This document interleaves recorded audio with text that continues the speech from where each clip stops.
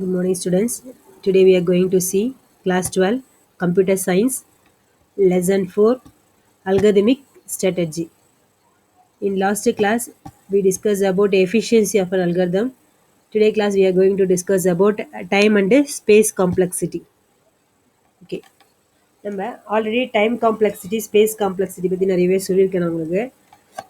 Time complexity அப்படின்றது ஒரு அல்காரிதமை நம்ம எக்ஸிக்யூட் பண்ணுறதுக்கு எவ்வளோ டைம் எடுத்துக்கோம் அப்படின்றது தான் டைம் காம்ப்ளெக்சிட்டி. ஓகேவா? ஸ்பேஸ் காம்ப்ளெக்சிட்டி அப்படின்றது அந்த இன்ஸ்ட்ரக்ஷன் எக்ஸிக்யூட் பண்ணி முடிக்கிறது எவ்வளோ மெமரி ஸ்பேஸ் அலோகேட் பண்ணிக்குமோ அதை வந்து என்ன சொல்லுவோம்னா ஸ்பேஸ் காம்ப்ளெக்சிட்டி அப்படின்னு சொல்லுவோம். ஸோ ஒரு சில இடத்துல நமக்கு டைம் எஃபிஷியண்ட்டாக கிடைக்கும், ஸ்பேஸ் ஆனால் அதிகமாக எடுத்துக்கும்.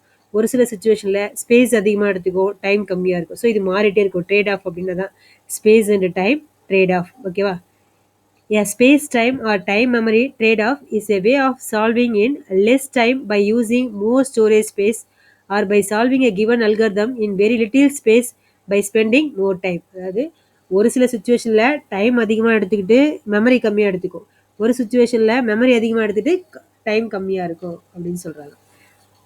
To solve a given programming problem, may different algorithm may be used. So அதுக்கேற்ற மாதிரி நம்ம என்ன பண்ண different algorithms வந்து யூஸ் பண்ணுவாங்க அப்படின்னு சொல்கிறாங்க. ஓகேவா? சரி. Some of these algorithm may be extremely time efficient and others extremely space efficient. நம்ம ஒரு அல்காரிதம் நம்ம ரைட் பண்ணுறோம், ஒரு ப்ராப்ளத்தை சால்வ் பண்ண நம்ம அல்காரிதம் ரைட் பண்ணுறோன்னா அதுக்கு ஒரே வே தான் இருக்க போகிறது இல்லை, மோர் தென் ஒன் வே இருக்கும். ஸோ நிறைய வேல ஒரு ப்ராப்ளத்தை நம்ம சால்வ் பண்ணலாம். ஒரு வே வந்து பார்த்தீங்கன்னா உங்களுக்கு டைம் வந்து அடாப்டபிளாக இருக்கும், ஒரு வே வந்து பார்த்தீங்கன்னா ஸ்பேஸ் அடாப்டபிளாக இருக்கும். ஸோ நமக்கு நம்ம சுச்சுவேஷனுக்கு ஏற்ற மாதிரி நம்ம எதாவது ஒன்று ரெஃபர் பண்ணிக்கணும். Time space trade-off refers to a situation where you can reduce the uses of memory at the cost of slower program execution or reduce the running time at the cost of increased memory usages. அப்போ உங்களுடைய சுச்சுவேஷனுக்கு ஏற்ற மாதிரி உங்களுடைய இது கான்செப்ட்க்கு memory அதிகமாக இருந்தாலும் பரவாயில்ல, எனக்கு ஃபாஸ்ட்டாக இருக்காங்கன்னா அதுக்கான அல்காரிதம் சூஸ் பண்ணிக்கணும், இல்லை ரன்னிங் டைம் கம்மியாக இருக்கணும் அப்படின்னா அதுக்கேற்ற மாதிரி சூஸ் பண்ணிக்கலாம் அப்படின்னு சொல்கிறாங்க. ஓகேவா? ஸோ நான் இதுக்காக உங்களுக்கு ஒரு சிம்பிள் எக்ஸாம்பிள் காட்டுறேன். இந்த ஸ்பேஸ் டைம் ட்ரேட் ஆஃப்க்கு ஒரே கான்செப்ட் தான், நம்ம அதுக்காக ஒரு சிம்பிள் அல்காரிதம் பார்க்கலாம். நம்ம ஆல்ரெடி தெரிஞ்ச எக்ஸாம்பிள் தான். நம்ம 11th புக் பேக் எக்ஸசைஸ் பண்ணும்போது பார்க்கும்போது சொல்லியிருக்கேன், ஸ்வாப்பிங் 2 வேரியபிள் ஒரு ப்ரோக்ராம். ஸ்வாப்பிங் ஆஃப் 2 வேரியபிள்னா என்ன? 2 வேரியபிள் இருக்க வேல்யூஸை எக்ஸ்சேஞ்ச் பண்ணுறது தான் ஸ்வாப்பிங் அப்படின்னு சொல்லுவாங்க. இப்போ எக்ஸாம்பிளுக்கு ஏல இப்போ 10ன்ற வேல்யூ இருக்குது. ஓகேவா? ஏல 10ன்ற வேல்யூ இருக்குது, பியில் 5ன்ற வேல்யூ இருக்கா நம்ம கன்சிடர் பண்ணிக்குவோம். ஓகே, இப்போ என்ன ஆகணும் எனக்குன்னா ஏவோட வேல்யூ பிக்கு போகணும், பியோட வேல்யூ ஏவுக்கு ஸ்வாப் ஆகணும். அப்போ ஏவோட வேல்யூ எனக்கு 5ன்னு கிடைக்கணும், பியோட வேல்யூ 10ன்னு கிடைக்கணும். ஸோ நான் அதுக்கு என்ன பண்ணலான்னா 2 வேலை நம்ம பண்ணலாம். ஒன்று வந்து without using third variable. Okay, யூஸ்வலாக இப்போ நீங்கள் சும்மா நார்மலாக எடுத்துங்களேன். இப்போ உங்கள் கையில் இந்த சைடில் ஒரு பால், லெஃப்ட் ஹேண்டில் ஒரு பால் வச்சுருக்கீங்க, அந்த ரைட் ஹேண்டில் ஒரு கலர் பால் வச்சுருக்கீங்க. லெஃப்ட் ஹேண்டில் இருக்க பால் ரைட் ஹேண்டுக்கு போகணும், ரைட் ஹேண்டில் இருக்க பால் லெஃப்ட் ஹேண்டுக்கு வரணும்னா நம்ம என்ன பண்ண முடியாது, அப்படியே இப்போ ஒரு பால் இருக்குன்னா நம்ம அப்படியே எக்ஸ்சேஞ்ச் பண்ணி அவங்களுக்கு அட்ஜஸ்ட் பண்ணி, சப்போஸ் இங்கே வந்து நிறைய குட்டியாக ஓகே 10 பால்ஸ் சின்ன பால்ஸ் இருக்குன்னு வச்சிங்களேன், அப்போ நம்ம எக்ஸ்சேஞ்ச் பண்ணுறது பாசிபிள் கிடையாது. ஸோ நம்ம என்ன பண்ணுவோம், தேர்டாக ஒரு பர்சனை கூப்பிட்டு ஒரு கையில் இருக்க பாலை அவங்க கிட்ட கொடுத்துட்டு அதுக்கப்புறம் என்ன பண்ணுவோம், இந்த சைடில் லெஃப்ட் ஹேண்டில் இருக்கிறது ரைட் ஹேண்டுக்கு மாற்றிட்டு அவங்க கிட்ட இருந்து லெஃப்ட் ஹேண்ட் பண்ணிக்கலாம். ஓகே, அதாவது வித் யூஸிங் தேர்ட் வேரியபிள், இன்னொரு வேரியபிளை யூஸ் பண்ணி அவங்க கிட்ட ஒரு வேல்யூ கொடுத்துட்டு அப்புறம் வாங்கிக்கிறது. இன்னொன்று வந்து அது மாதிரி இல்லாமலே செய்யுது. ஓகேவா? அந்த 2 மெத்தட் தான் நம்ம பார்க்க போகிறோம். இப்போ இந்த ப்ரோக்ராமில் பாருங்கள், வித்தவுட் யூஸிங் தேர்ட் வேரியபிள் இருக்கு இல்லையா? இப்போ வித்தவுட் யூஸிங் தேர்ட் வேரியபிளை இப்போ நம்ம அதை அப்ளை பண்ணுவோம். ஏ ஈக்குவல் டு ஏ ப்ளஸ் பின்னு எழுதிருக்காங்க ஃபர்ஸ்ட் இன்ஸ்ட்ரக்ஷன். அப்போ 10 5 ரெண்டையும் ஆட் பண்ணால் ஏவில் என்ன வேல்யூ இருக்கும்? 15. ஓகே, இப்போ ஏவோட வேல்யூ என்ன? 15 இருக்கும். கரெக்ட். அடுத்து நெக்ஸ்ட் ஸ்டெப்பாக b equal to A minus B. இப்போ நவ் ஏவோட வேல்யூ என்ன? 15. ஏன்னா ஏ ஈக்குவல் டு இந்த இடத்துல என்ன கொடுத்துருக்காங்க, ஏ ஈக்குவல் டு ஏ ப்ளஸ் பின்னு கொடுத்துருக்காங்க இல்லையா? ஏவும் பியும் ஆட் ஆகி வேல்யூ 15ன்றது எதில் அசைன் ஆயிருக்கு? ஏன்ற வேரியபிளில் அசைன் ஆயிருக்கு. ஸோ இப்போ now the value of A is 15. அப்போ value of A is 15, 15 minus 5. ஏன்னா பியோட வேல்யூ என்ன? 5. 15 மைனஸ் 5 என்ன கிடைக்கும்? 10. ஸோ இப்போ பியோட வேல்யூ என்ன நமக்கு? 10. ஓகேவா? புரிஞ்சுதா? இப்போ நெக்ஸ்ட் ஸ்டெப்பில் பாருங்கள், A equal to A minus பின்னு கொடுத்துருக்காங்க. What is the value of A? 15. What is the value of B? 10. 15 minus 10 என்ன கிடைக்கும்? 5. அப்போ லாஸ்ட்டாக பாருங்கள், ஏவோட வேல்யூ இப்போ என்ன கடைசியில் நமக்கு கிடைச்சல, பியோட வேல்யூ என்ன இருக்குது? 10. ஏவோட வேல்யூ என்ன இருக்குது? 5. ஓகே, இந்த லாஸ்ட் 2 லைனை பாருங்கள். இங்கே இதனை பிக்கு அசைன் ஆகிற வேல்யூ. ஸோ இந்த பிக்கு 10, ஏவுக்கு 5 ஸ்வாப் ஆயிருக்கா, தெரியுதா? இப்போ ஏவோட வேல்யூ பிக்கும் பியோட வேல்யூ ஏவுக்கும் ஸ்வாப் ஆயிருக்கு. ஓகே, இப்போ பியோட வேல்யூ என்ன வந்திருக்கு 10, ஏவோட வேல்யூ என்ன வந்திருக்கு 5 வந்திருக்கு. ஓகேவா? இது வந்து தேர்ட் வேரியபிள் யூஸ் பண்ணாமல் போட்டுருக்கு. ஓகேவா? Without using third variable. இப்போ நெக்ஸ்ட் இந்த லைனுக்கு வரும். நெக்ஸ்ட் எக்ஸாம்பிள் பார், தேர்ட் வேரியபிள் யூஸ் பண்ணி. அப்போ ஃபர்ஸ்ட் ஏவோட வேல்யூ டீக்கு அசைன் பண்ணுறாங்க. அப்போ டீயோட வேல்யூ என்ன இருக்கும்? இப்போ டீயோட வேல்யூ 10 இருக்கும். இல்லை, டீயோட வேல்யூ தான் ஏவுக்கு ஏவோட வேல்யூ டீக்கு அசைன் பண்ணுறாங்க. ஏவோட வேல்யூ இது தனி ஆப்ரேஷன், இது ஒரு எக்ஸாம்பிள் முடிஞ்சிச்சு. அதே இப்போ ஏவுக்கு 10, பிக்கு 5 வச்சு அப்ளை பண்ண போகிறோம். அப்போ what is the value of A? 10. 10 will be assigned to the variable t. Okay. Next, a equal to b. What is the value of, sorry, the first step, a value will be assigned to the variable t. The second step, the value of b will be assigned to the variable a. What is the value of b now? 5. 5 will be assigned to a. Now the value of a is 5. Next step, b equal to t. What is the value of t? t என்ன value assign ஆயிருந்தது? ஏவோட value தானே டீக்கு assign ஆயிருந்தது. அப்போ அந்த value தான் இப்போ பிக்கு assign ஆக போகுது. டீயோட வேல்யூ என்ன? இங்கே டீயோட வேல்யூ உங்களுக்கு என்ன இருக்கும்? 10 இருக்கு. ஏன்னா ஆல்ரெடி இங்கே நம்ம போட்டோம் இல்லையா, டீயோட வேல்யூ 10 அசைன் பண்ணியிருந்தோம் இல்லையா. ஸோ அப்போ இங்கே என்ன இருக்கும்? பி ஈக்குவல் டு டீன்னு கொடுத்துருக்காங்க. அப்போ டீயோட வேல்யூ பிக்கு அசைன் ஆகும். அப்போ உங்களுக்கு என்ன ஆன்சர் கிடைக்கும்? இந்த இடத்துல பிக்கு என்ன அசைன் ஆகும்னா 10 அசைன் ஆகும். இப்போ இந்த ஸ்டெப்பில் பார்த்தீங்க அப்படின்னா பியோட வேல்யூ என்ன இருக்குது? சரி, ஏவோட வேல்யூ என்ன இருக்குது? 5. ஓகேவா? அதே போல் பியோட வேல்யூ பாருங்கள். பியோட வேல்யூ என்ன மாதிரி இருக்குது? 10 ஸ்வாப் ஆயிருக்கா? பியோட வேல்யூ ஸ்வாப் ஆயிருக்கு, 10ன்னு ஸ்வாப் ஆயிருக்கு. தெரியுதா? இப்போ ஏவோட வேல்யூ 5, பியோட வேல்யூ 10 மாறி இருக்கா? முதல்ல ஏவோட வேல்யூ 10, பியோட வேல்யூ 5ன்னு சொன்னோம். ஸோ டெம்பரவரியாக முதல்ல ஏவோட வேல்யூ டி கொடுத்துட்டு பியோட வேல்யூ ஏ வாங்கிக்குது. ஓகே, நமக்கே தெரியும் அசைன்மெண்ட் ஆப்ரேட் என்ன பண்ணும்? ரைட் சைடு வேரியபிளை லெஃப்ட் சைடு வேரியபிளுக்கு அசைன் பண்ணும் வேல்யூவை. ஏவோட வேல்யூ டிக்கு அசைன் ஆயிடுச்சு. இங்கே பியோட வேல்யூ ஏவுக்கு கொடுத்தாச்சு. அப்போ பிக்கு ஏவோட வேல்யூ வரும் இல்லையா? ஆல்ரெடி ஏவோட வேல்யூ நம்ம டீயில் ஸ்டோர் பண்ணியிருக்கோம். ஸோ அதை இங்கே கேப்சர் பண்ணிட்டாங்க. ஓகேவா? ஓகே, இது லாஜிக் ஆல்ரெடி நம்ம 11th எக்ஸ்பிளைன் பண்ணதான். இருந்தாலும் ஒரு சிலருக்கு தெரியாமல் பார்க்காம விட்டுருப்பீங்க. அதுக்காக நான் அகைன் எக்ஸ்பிளைன் பண்ணேன். சரி, இப்போ நம்ம பார்த்த கான்செப்ட்க்கும் இந்த எக்ஸாம்பிளுக்கும் என்ன ரிலேட்டட்னா, இதில் இது ரெண்டுமே வந்து ஸ்வாப்பிங் தான்ப்பா. ரெண்டா கான்செப்ட் வந்து பார்த்தீங்கன்னா ஸ்வாப்பிங் ஓரியன்டட் கான்செப்ட் தான். ஓகேவா? ஆனால் பட் இதுக்கும் என்ன டிஃப்ரென்ஸ் அப்படின்னு பார்த்தீங்கன்னா, இதில் வந்து பார்த்தீங்கன்னா உங்களுக்கு ஆப்ரேஷன்ஸ் பாருங்கள். ஏ ப்ளஸ் பி, ஏ மைனஸ் பி, ஏ மைனஸ் பி, மொத்தம் எத்தனை ஆப்ரேஷன்ஸ் இங்கே பர்ஃபார்ம் ஆகுது? 3 ஆப்ரேஷன்ஸ் நடக்குது. ஓகேவா? இங்கே வந்து உங்களுக்கு 3 ஆப்ரேஷன்ஸ் பர்ஃபார்ம் ஆகுது. இங்கே வந்து பார்த்தீங்கன்னா அரித்மெட்டிக் ஆப்ரேஷன்ஸே எதுவும் கிடையாது, ஒன்லி அசைன்மெண்ட் ஆப்ரேஷன் தான். பட் இங்கே 2 வேரியபிள் தான் யூஸ் பண்ணுறாங்க, இங்கே 3 வேரியபிள் யூஸ் பண்ணுறாங்க. ஸோ இது வந்து ரெண்டுமே ஸ்வாப்பிங் அல்காரிதம் தான். இந்த அல்காரிதம் வந்து எக்ஸிக்யூட் பண்ண அதிகமாக டைம் எடுத்துக்கும். ஓகேவா? இந்த அல்காரிதம் வந்து உங்களுக்கு என்ன எடுத்துக்கும்னா, இது வந்து எக்ஸிக்யூட் பண்ண ஸ்பேஸ் எஃபிஷியண்ட்டாக இருக்கும். ஸ்பேஸ் வந்து கம்மியாக தான் எடுத்துக்கும். ஓகே, ஸ்பேஸ் எஃபிஷியண்ட்டாக இருக்கும். பட் இது என்ன, ஆனால் வந்து இது வந்து டைம் அதிகமாக எடுத்துக்கும். ஏன்னா இதில் நம்பர் ஆஃப் ஆப்ரேஷன்ஸ் அதிகம். இதை கம்பேர் பண்ணும்போது, கீழே இருக்க மெத்தடை கம்பேர் பண்ணும்போது மேலே இருக்க மெத்தடில் வந்து ஆப்ரேஷன்ஸ் பர்ஃபார்ம் பண்ணுறது அதிகம். ஸோ இது வந்து எக்ஸிக்யூட் பண்ணுற ரன்னிங் டைம் வந்து அதிகமாக இருக்கும். பட் இதுக்கான அலோகேட் பண்ணுற மெமரி கம்மியாக இருக்குது. ஏன்னா it use only 2 variable, A and B. இந்த 2 வேரியபிள் தான் மெமரி அலோகேட் பண்ண போகுது. ஸோ அதனால் இது வந்து ஸ்பேஸ் எஃபிஷியண்ட்டாக இருக்கும். அதுவே இந்த இதை கம்பேர் பண்ணும்போது இங்கே நம்பர் ஆஃப் ஆப்ரேஷன்ஸ் கம்மி தான். பட் இதில் வந்து பார்த்தீங்கன்னா நம்பர் ஆஃப் ஆப்ரேஷன்ஸ் கம்மி, பட் வேரியபிள் எக்ஸ்ட்ரா யூஸ் பண்ணுறாங்க. ஸோ இது வந்து டைம் எஃபிஷியண்ட்டாக இருக்கும். இந்த அல்காரிதம் வந்து பார்த்தீங்கன்னா உங்களுக்கு டைம் எஃபிஷியண்ட்டாக இருக்கும். அப்போ நம்ம சுச்சுவேஷனுக்கு ஏற்ற மாதிரி நம்ம எது வேணாலும் யூஸ் பண்ணிக்கலாம். இப்போ நான் பார்த்தோம் இல்லையா, ஸ்பேஸ் அண்டு டைம் ட்ரேட் ஆஃப்னு ஒரு கான்செப்ட் சொன்னோம் இல்லையா, அதுக்காக தான் இந்த எக்ஸாம்பிள் கொடுத்துருக்கேன், வேறு ஒன்றும் இல்லை. ஸோ இதில் வந்து பார்த்தீங்கன்னா நம்ம கேரி அவுட் பண்ணுற ஆப்ரேஷன்ஸ் அதிகம். ஸோ இது எக்ஸிக்யூட் பண்ண டைம் அதிகமாக எடுத்துக்கும். ஸோ அதனால தான் இதை என்ன சொல்கிறேன்னா ஸ்பேஸ் எஃபிஷியன்ட். ஸ்பேஸ் ஏன்னா மெமரி ஸ்பேஸ் கம்மியாக எடுத்துக்கும், எக்ஸிக்யூட் பண்ண டைம் அதிகமாக இருக்கும். அதனால இது ஸ்பேஸ் எஃபிஷியன்ட். இது அதே கான்செப்ட் இதை இம்ப்ளிமெண்ட் பண்ணிக்கும். இதுக்கு எக்ஸ்ட்ரா ஒரு வேரியபிள் யூஸ் பண்ணியிருக்காங்க. ஸோ 3 வேரியபிளுக்கான மெமரி இங்கே அலோகேட் பண்ணணும். ஸோ இது மெமரி அதிகமாக எடுத்துக்கும், பட் ஆப்ரேஷன்ஸ் கம்மி. ஸோ இது வந்து டைம் எஃபிஷியண்ட்டாக இருக்கும். ஓகே, ஃபாஸ்ட்டாக எக்ஸிக்யூட் பண்ணி முடிச்சோம். செகண்ட் கேட்டகரி வந்து ஃபாஸ்ட்டாக எக்ஸிக்யூட் ஆகிடும், பட்டு மெமரி அதிகமாக எடுத்துக்கும். ஃபர்ஸ்ட் ஒன்று இது மெமரி கம்மியாக தான் எடுத்துக்கும், பட் எக்ஸிக்யூட் பண்ண டைம் அதிகமாக. இதான் time and space trade off அப்படின்றது. அப்போ நம்மளுடைய சுச்சுவேஷனுக்கு ஏற்ற மாதிரி ஏதாவது ஒன்று நம்ம யூஸ் பண்ணிக்கணும். ஓகேவா? கிளியர் ஆகிடுச்சா? ஓகே, இப்போ நெக்ஸ்ட் கான்செப்ட் போகலாமா? ஜஸ்ட் இந்த ஒரே ஒன்றுக்காக தான் அந்த எக்ஸாம்பிள், நீங்கள் அதை புரிஞ்சிக்கணும் அப்படின்றதுக்காக. ஸ்பேஸ் அண்டு டைம், அப்போ நம்ம சுச்சுவேஷனுக்கு ஏற்ற மாதிரி அதை யூஸ் பண்ணிக்கலாம். ஓகேவா? ஓகே, அடுத்து இந்த டைம் அண்ட் ஸ்பேஸ் காம்ப்ளெக்சிட்டியை ரெப்ரசென்ட் பண்ணுறதுக்கு சில நொட்டேஷன்ஸ் யூஸ் பண்ணுவாங்க. அதை பற்றி நம்ம பார்க்க போகிறோம். அசம்டிக் நொட்டேஷன்ஸ், அது பேர் தானே சொல்லுவாங்கன்னா assumptive notation are language that use meaningful statement. One வேர்டில் கேட்பாங்க, dash are the language that uses the meaningful statement. அதுவே 3 மார்க் கொஸ்டின், இது book back 3 mark question assumptive notation அப்படின்றது. Assumptive notations are language that use meaningful statement about time and space complexity. நம்ம இவ்வளோ நேரமாக பார்த்துட்டு இருந்தோம் இல்லையா, டைம் காம்ப்ளெக்சிட்டி, ஸ்பேஸ் காம்ப்ளெக்சிட்டின்னு. அதுக்கான ஒரு சிம்பிளை ரெப்ரசென்ட் பண்ணுறது தான். ஓகேவா, அந்த காம்ப்ளெக்சிட்டியை சிம்பிளை ரெப்ரசென்ட் பண்ணுறது யூஸ் ஆகிறது தான் அசம்டிக் நொட்டேஷன் அப்படின்னு சொல்லி. ஓகேவா, the mostly used asymptic notations to represent the time complexity of an algorithm. Maximum வந்து டைமை ரெப்ரசென்ட் பண்ணுதான். இல்லை பிக் ஓ அப்படின்றது என்ன சொல்லுவோம்னா ஒஸ்ட் கேஸ்.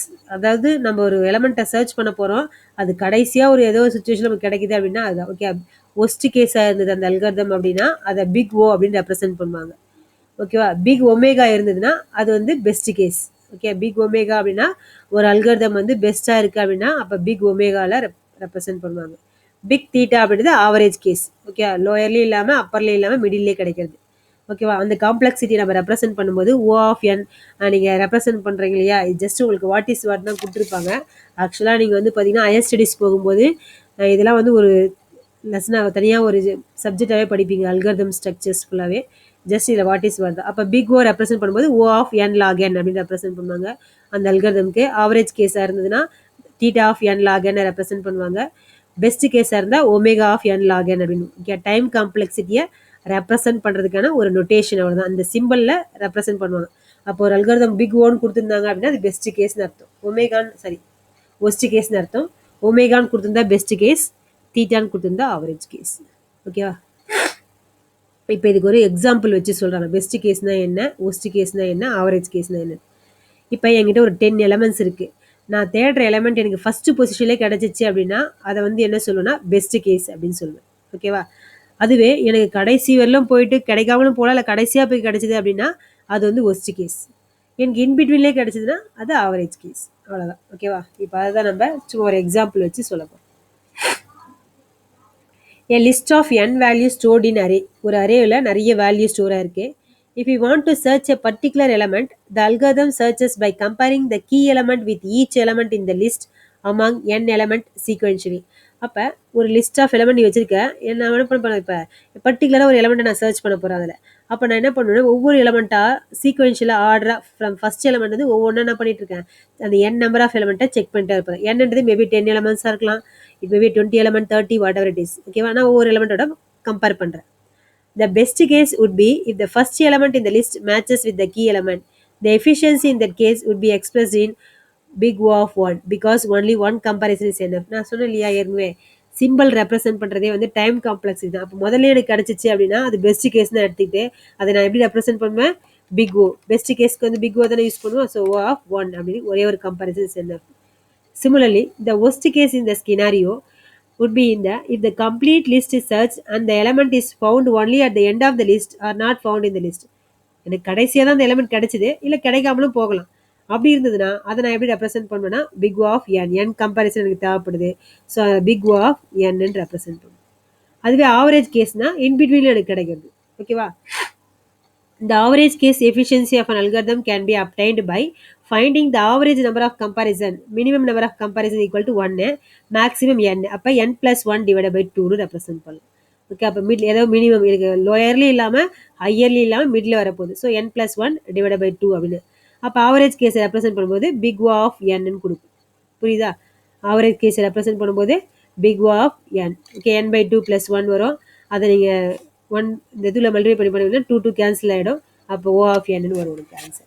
ஓகேவா, அதனால என்னு பெஸ்ட் கேஸ். சும்மா ஒரு எக்ஸாம்பிள் வச்சு கொடுத்துருவாங்க. ஒரு எஃபிஷியன்சியை நீங்கள் கால்குலேட் பண்ணும்போது உனக்கு ஸ்டார்டிங்லேயே கிடைச்சா அதை ஓ ஆஃப் என்னு கொடுப்பேன். கடைசியாக போய் கிடைச்சா என் நம்பர் ஆஃப் எலமெண்ட் இல்லையா, அப்போ ஓ ஆஃப் என். வீட்டில் இருந்தால் n plus 1 divided by 2 கொடுப்பேன். சரிங்களா, ஓகே. இப்போ அல்காரிதமோட சர்ச்சிங் டெக்னிக் பற்றி நம்ம பார்க்க போகிறோம். சர்ச்சிங் அப்படின்னா ஒரு எலமெண்ட்டை நம்ம எங்கே இருக்குது அப்படின்னு தேடி ஃபைண்ட் அவுட் பண்ணுறது தான் சர்ச்சிங் அப்படின்னு சொல்லுவோம். ஓகேவா, அந்த சர்ச்சிங் டெக்னிக் ஒரு லிஸ்ட் ஆஃப் எலமெண்ட்ஸ் இருக்குது, அதில் நமக்கு தேவையான எலமெண்ட்டை சர்ச் பண்ணி கொடுக்குறது தான் சர்ச்சிங். ஓகேவா, அதில் 2 கேட்டகரி இருக்குது. One is linear search, another one is binary search. ஓகேவா, அதில் ஃபர்ஸ்ட் கேட்டகரி லீனியர் சர்ச் பற்றி நம்ம இப்போ பார்க்க போகிறோம். லீனியர் சர்ச் அப்படின்னா என்னென்னா சீக்வென்ஷியல் சர்ச். லீனியர் சர்ச் என்ன சொல்லுவோம்? Sequential search. சீக்வென்ஷியல்னா ஆர்டராக ஃபைண்ட் தேடிட்டே வருது. ஓகேவா? இங்கே இந்த பிக்சரில் பாருங்கள், இங்கே நான் 33 அப்படின்ற எலமெண்ட்டை நான் தேட போகிறேன். அப்போ என்ன பண்ணுது பாரு, அந்த மூவ்மெண்ட் தெரியுது உங்களுக்கு, 10 14 ஒன்றா சர்ச் பண்ணிட்டே போகுது. எங்கே போயிட்டு நின்றுடுது? 33 கிடச்ச உடனே 33 வருது. அப்போ 1 by 1 ஸ்டார்டிங்லேருந்து தேடிட்டே போகும். எப்போ நம்ம தேடுற எலமெண்ட் கிடைக்குதோ அப்போ ஸ்டாப் பண்ணணும். Linear search, also called as sequential search, is a sequential method for finding a particular value in a list. ஒரு லிஸ்ட்ல ஒரு பர்டிகுலர் வேல்யூவை நம்ம ஃபைண்ட் அவுட் பண்றதுக்கு யூஸ் ஆகிறதா நம்ம என்ன சொல்லுவோம் அப்படின்னா sequential search அப்படின்னு சொல்லுவோம். ஓகேவா? The method check the search element with each element in the sequential until the desired element is found. அது என்ன பண்ணிட்டு தேடிட்டே வரும். எப்போ நமக்கு கிடைக்குது? இப்போ 33 எனக்கு கிடைக்குதுன்னா அங்கே ஸ்டாப் பண்ணிட்டு வருது இல்லையா, அது வரணும். In this searching algorithm, list need not to be added. இது ஆர்டராக இருக்கணும்னு அவசியம் கிடையாது. ஃபர்ஸ்ட் மினிமம் அதாவது சின்ன எலமெண்ட் தான் இருக்கணும். அப்படியே ஆர்டர் அசெண்டிங் ஆர்டரில் இருக்கணும் தான் நாட் நெசசரி. இதை மாதிரி தான் சர்ச் பண்ணும். இந்த இப்போ பக்கத்தில் போகிற பிக்சர் உங்களுக்கு தெரியுதா? 33 நான் தேட போகிற சர்ச் பண்ணுற எலமெண்ட் அது என்ன பண்ணிட்டு இருக்கேன்? 10 14 ஒவ்வொன்றா பார்த்துட்டே வருது. எப்போ 33 கிடைக்குதோ அப்போ முடிச்சுக்குது. Okay, that is called linear search. ஓகேவா? அது இங்கே சூடோ கோட் கொடுத்துருக்காங்க பாருங்க, எப்படி அல்காரிதம் எழுதிருக்காங்க பாருங்க. Traverse the array using for loop. இப்போ நம்ம ப்ரீவியஸில் பார்த்தோம் இல்லையா, முன்னாடி சொன்னேன் இல்லையா, இதில் வந்து இப்போ இதெல்லாம் நான் சர்ச் பண்ணணும்னா இப்போ நார்மலாக அதை காமிக்கிறவங்களுக்கு பிக்சரைஸாக நமக்கு தெரியுது. இதை வந்து நான் அல்காரிதமாக எழுதணும் என்ன பண்ணுவேன்? ஏதாவது ஒரு ஃபார் லூப்பில் போட்டு தான் ஒவ்வொரு எலமெண்ட்டாக சர்ச் பண்ண முடியும் இல்லையா? ஸோ லூப் யூஸ் பண்ணி ஒவ்வொன்றா நான் ட்ராவர்ஸ் பண்ணுவேன். Traverse the array using for loop. ஒவ்வொரு இட்ரேஷன்லையும் நான் டார்கெட் சர்ச் கீ என்ன பண்ணுவேன்? கரண்ட் வேல்யூட கம்பேர் பண்ணுவேன். இப்போ நான் ஃபர்ஸ்ட் டைம் போகிறேன்னு வச்சுங்களேன், இது இந்த ஃபர்ஸ்ட் டைம் இருக்கிறது என்ன பண்ணுவேன்? என்னோட வேல்யூ 30 செக் பண்ணி வரீங்க. 33 தெரியுதா? 10ஓட செக் பண்ணுது, அப்புறம் 14ஓட செக் பண்ணுது. ஃபர்ஸ்ட் செக் பண்ணிட்டே போகுது இல்லையா? இது என்ன பண்ணும்? இட்ரேஷன் ஒவ்வொரு இட்ரேஷனையும் ஒவ்வொரு எலமெண்ட்டோட ஃபர்ஸ்ட் இட்ரேஷனை first element, second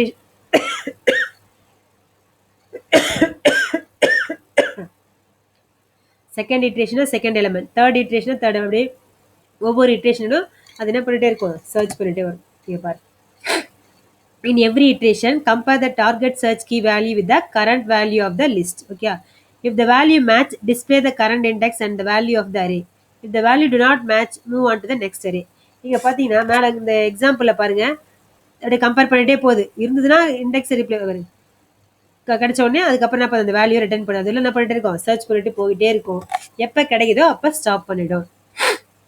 If no match is found, the display the search element not found. கடைசி வரலும் கிடைக்கவே இல்லைன்னா element not found அப்படின்னு கொடுத்துரும்.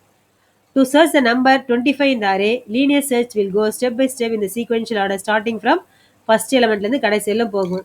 எங்கே கிடைக்குதோ, okay, the element is found, the index is returned. எத்தனாவது பொசிஷன் இருக்கோ அந்த இண்டெக்ஸை ரிட்டர்ன் பண்ணும். Otherwise the search is continue till the last index of the array. கடைசி இண்டெக்ஸ் எல்லாம் என்ன பண்ணிட்டே போயிட்டு இருக்கோம்? அதை சர்ச் பண்ணி போயிட்டே இருக்கும் அப்படின்னு சொல்லுவாங்க. ஓகேவா? இந்த எக்ஸாம்பிள் ப்ரோக்ராம் பாருங்க. Input value equal to 10 12 20 25 30. இப்போ நான் சர்ச் பண்ண போகிற எலமெண்ட் என்ன? 25.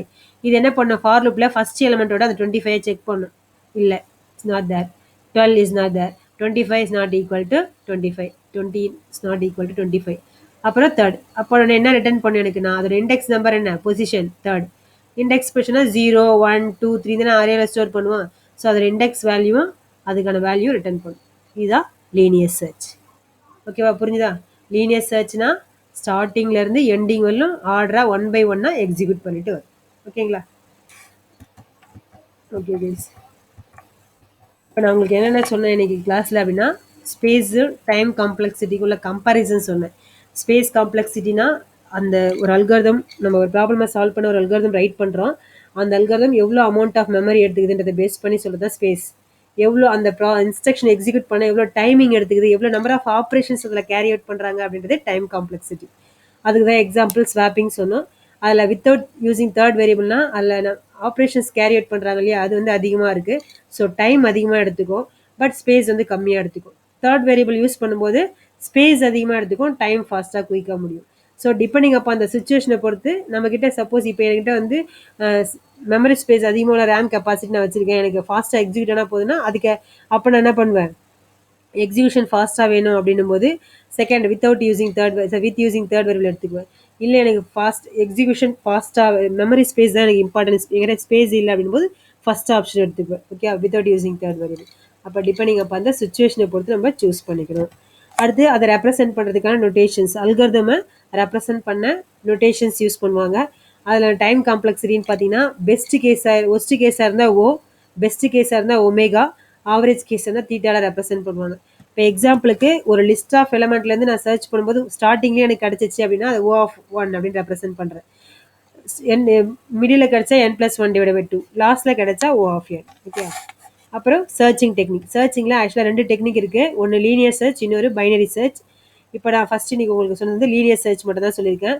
லீனியர் சர்ச் அப்படின்னா ஸ்டார்டிங்லேருந்து என்ன பண்ணும், ஒரு எலமெண்ட்டாக அது தேடுற எலமெண்ட் இருக்கான்னு செக் பண்ணிகிட்டே போகும். எப்போ கிடைக்குதோ அதோட ஸ்டாப் பண்ணிக்கும். இல்லைனா ஃபுல்லாக போயிட்டு கிடைக்கவே இல்லைன்னா நாட் ஃபவுண்ட் அப்படின்ற மெசேஜ் கொடுக்கும். அது ட்ராவல்ஸ் பண்ணுறதுக்கு லூப் யூஸ் பண்ணி தான் ட்ராவல்ஸ் பண்ணுவோம். ஒவ்வொன்றா சர்ச் பண்ணி கடைசியாக உனக்கு என்ன கொடுக்கும்னா அது அந்த வேல்யூ எந்த இண்டெக்ஸில் இருக்கோ அந்த இண்டெக்ஸ் பொசிஷனையும் வேல்யூஸையும் உனக்கு ரிட்டர்ன் பண்ணும். ஓகேவா? ஓகே கைஸ், இன்றைக்கான ஹோம்ஒர்க் என்ன அப்படின்னா இந்த லீனியர் சர்ச் இருக்கு இல்லையா, இதுக்கான சூடோ கோடோ வித் எக்ஸாம்பிளோட, ஓகேவா, இந்த கொஷினையும் ப்ளஸ் அசம்டிக் நோட்டேஷன் இது மட்டும். ஓகே, அதே இந்த ஸ்லைட் பாருங்கள். அசம்டிக் நோட்டேஷன் இருக்கு இல்லையா, இந்த ஸ்லைடும் ப்ளஸ் லீனியர் சர்ச்சுக்கான அந்த சூடோ கோட் அதுக்கான எக்ஸாம்பிள் மட்டும் நல்லா தரவாக படிச்சுட்டு, ரெண்டுமே புக் பேக் கொஷின் தான், தரவாக படிச்சுட்டு ஹோம் டெஸ்ட் பண்ணி எனக்கு சென்ட் பண்ணுங்க guys. Okay, thank you. I hope today you understand my class. Is there any query you ask me? I'll rectify in my next class. Thank you.